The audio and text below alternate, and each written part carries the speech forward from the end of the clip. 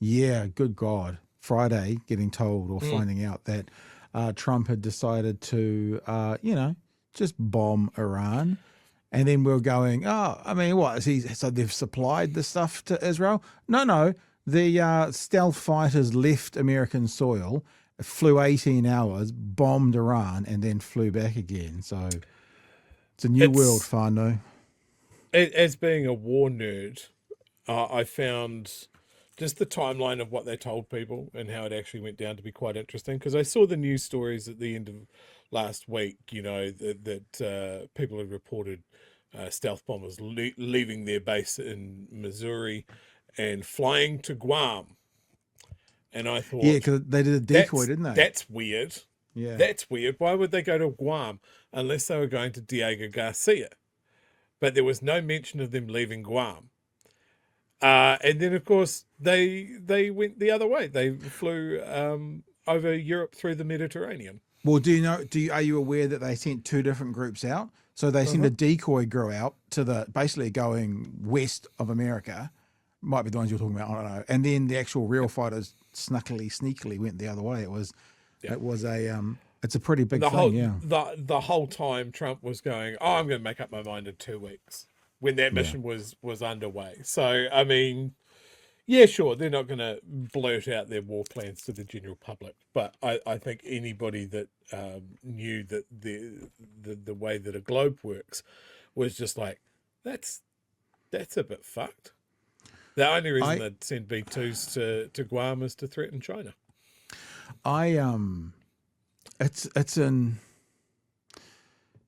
There are mixed feelings around what's going on at the moment. My initial feelings are, what the fuck, this is wrong, a wrong way to do it. But, I guess in his defense, Trump needed to become a war criminal because all the presidents before him have been war criminals. So I guess he kind of had to do it at some stage just to tick that box. But I think we said last week there's no good guys here. But now I just think of the logistics of country A bombing country B and then go, okay, now we're all finished and you guys are going to be fine. Nothing else. Nothing else. God. The other thing that war nerd Chewie found really interesting is the Americans have never used these bombs before. Yeah. Some of the biggest bombs ever dropped. The B-2 bomber is the only one that can drop them. They used 6 of them. And you can see where they bored into the mountainside. The actual photos from above, there are 6 holes where they bored in. There are 6 holes, and they are so close together. It's like that aspect of it. Yeah. Like if it wasn't a mission that was set up by an absolute fucking moron, I'd be sort of going, wow, that's really impressive. The pictures that came out of the White House's war room, just in case you were wondering about how, they're sending men on a dangerous mission halfway around the world to drop bombs on a country that they said it wasn't coming.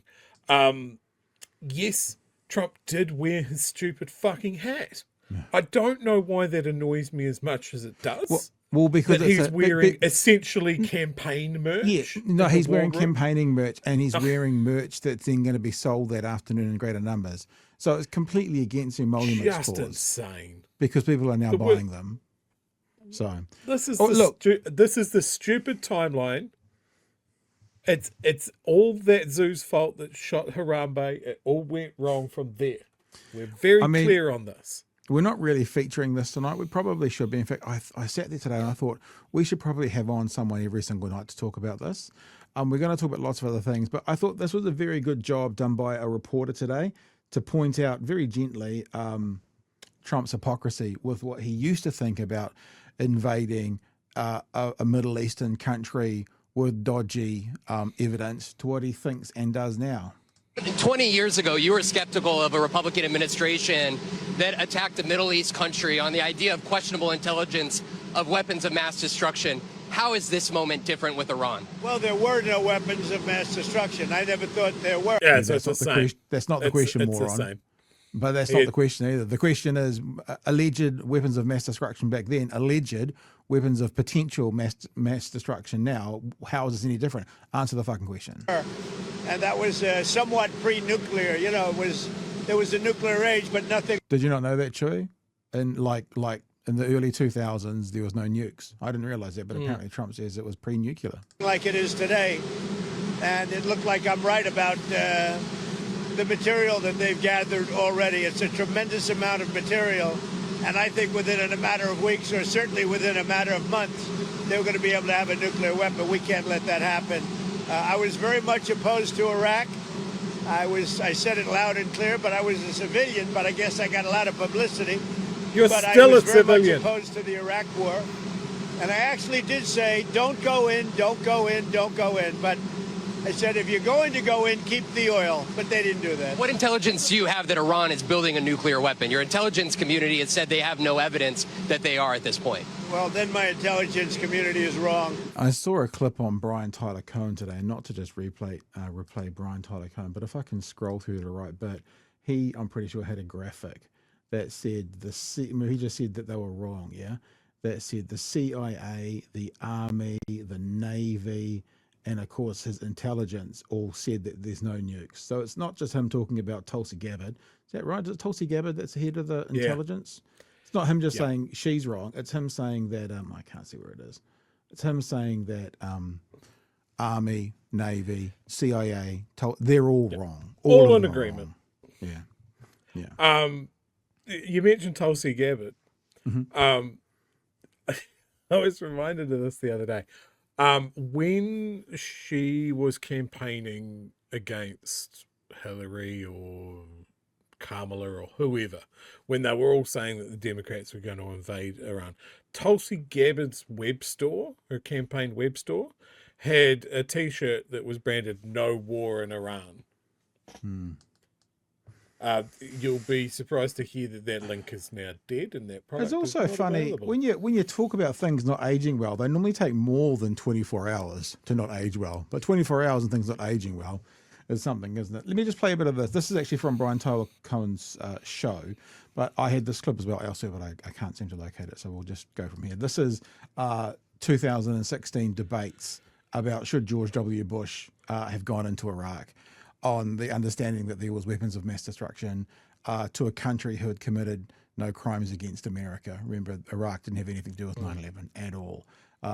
So, parallels are slightly more than ironic here. Obviously, the war in Iraq was a big, fat mistake, all right?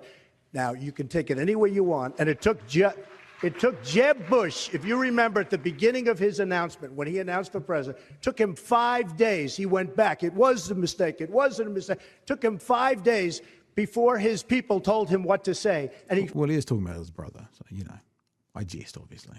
ultimately said it was a mistake. The war in Iraq, we spent $2 trillion, thousands of lives. We don't even have it. Iran is taking over Iraq with the second largest oil reserves in the world.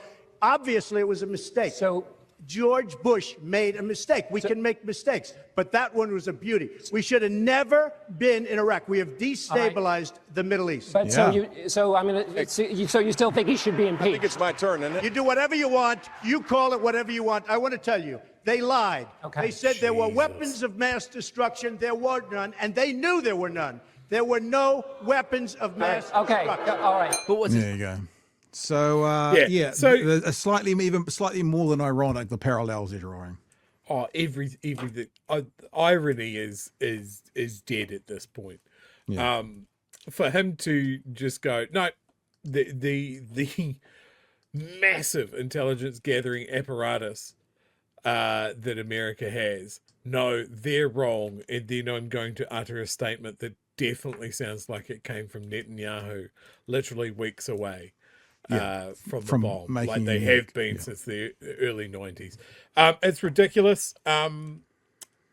Already shipping traffic is being cut off in the Strait of Hormuz, so that's, I think, something like half the world's oil and gas goes through there. That is something that people are going to notice. Yep. I Some don't know when we'll more than notice it others. here. If you still drive those combustion engines, motorists more than others, which we'll get onto in just a second. Don't be too smug, EV drivers, but if you are No, a don't be too combustion smug, engine, because I guarantee you all of your products are transported by non-EVs. So we're still going to feel it. I feel like we've started the show without even trying to start the show. I will get straight into this next bit because I did want us to have a look at the price of petrol as well, which is kind of related to what we're talking about. And then we'll just say a few thanks to patrons and stuff because we've got some quite exciting news about what the patrons purchased over the weekend. I also have a prepared statement to read when we actually go into the show proper. Okay. Because we're in the preamble at the moment. Yes. It's a whole story. But this is going to be one of those ones like count. the movies that go for 2.5 hours and the credits come up as the last thing. That's tonight. That's one of the shows tonight. Yeah, 100%. I thought about this idea, and we know that this government gave zero fucks, we'll just put it that way.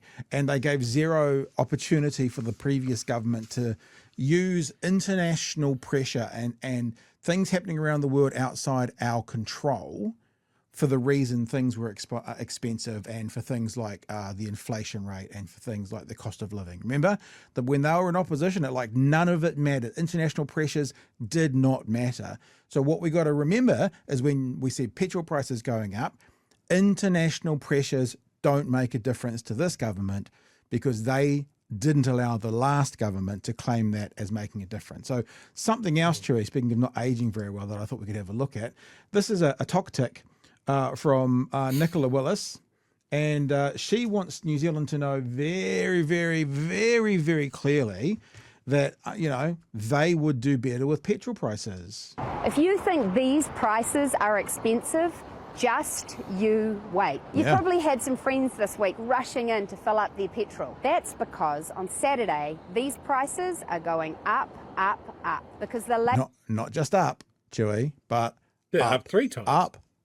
They're going to go up 3 times. Labour government are removing the temporary fuel tax band-aid they put on. That means an average litre of gas will go up about 30 cents. Okay. So what's National going to do about it? Yes. 3 things. Number 1, we'll deal with the underlying causes of inflation instead of just applying band-aids. Number 2, we'll deliver personal income tax reduction around $1,000 a year for an average wage earner. Number 3, we will. I mean, if you even give that to them, that's $20. That's $20 a week. How much will $20 a week get caught up if petrol prices go up? There's only got 6 seconds to get to the end of it. Number 3 is we will strengthen this economy, get it out of recession and growing again, so you can afford to fill up at the pump.